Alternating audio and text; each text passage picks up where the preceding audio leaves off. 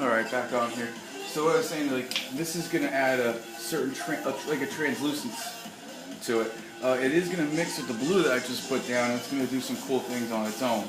A lot of this is just having patience and having fun, really. That's the key. It's just move the paint around. There's no rules, you know. Just enjoy it.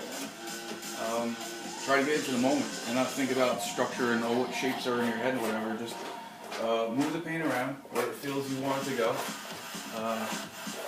At any time you can stop, obviously, you start making what we call mud, which I've done a million times, and that's brown.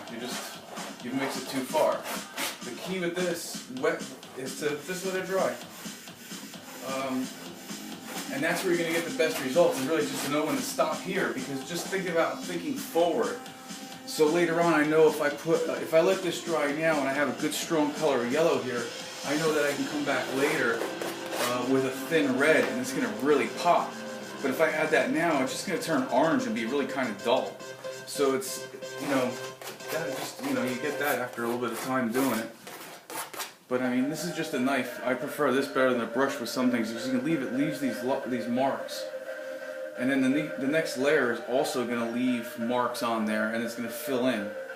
So you get a lot of negative space in there filled with just dark different colors.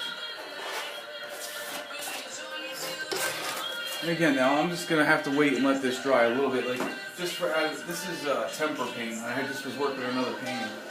So this temper paint is kind of like what we had when we were kids. It's like a chalky paint. It dries like real fast.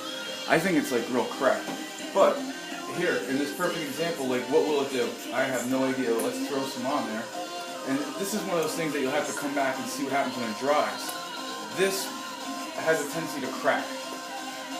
When you put it on even a canvas, it will just kind of like get dry, almost like joint compound. So it could make this paint here break when we do something cool. So not to be all Pollock, but sometimes you want to get paint in different areas. It's a great way is just to throw it on and then come back. I just wanted to get rid of the paint so it's not wasted. Alright. Also, I have like an old broken trowel I found on the ground. This is like a trowel. It's got teeth on it, real small. But that also does some cool stuff. So you can go in and give it a whack like that. That's a little muddy. See, now I would stop. Now I would stop there because that there is just kind of gonna ruin what I just did. So I would come back.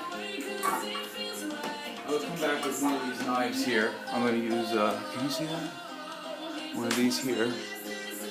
And I'm going to add a little bit more of a thin paint. I really don't like that. It looks really yellow and not nice, pleasant to me.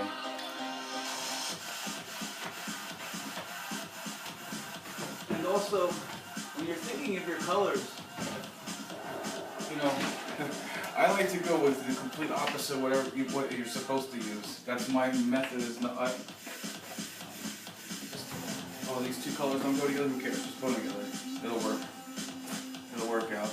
And here I'm just moving some of that other paint around. I'm not trying to get into that white too much because I don't want to get everything all white and pastel-y. I kind of want to keep these colors bold.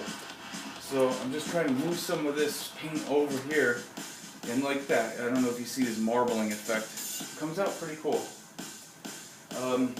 My table, I'm lucky to have, is adjustable, so if I want, I can come down and give it a little bit of movement this way, and let the paint work for you a little bit and see what happens too. Again, with this thin paint, it's going to run right off, and you're not going to have it's not going to be this bold. It's going to be a lot thinner, trust me, when you're done. The white will stay, those white marks there. Alright?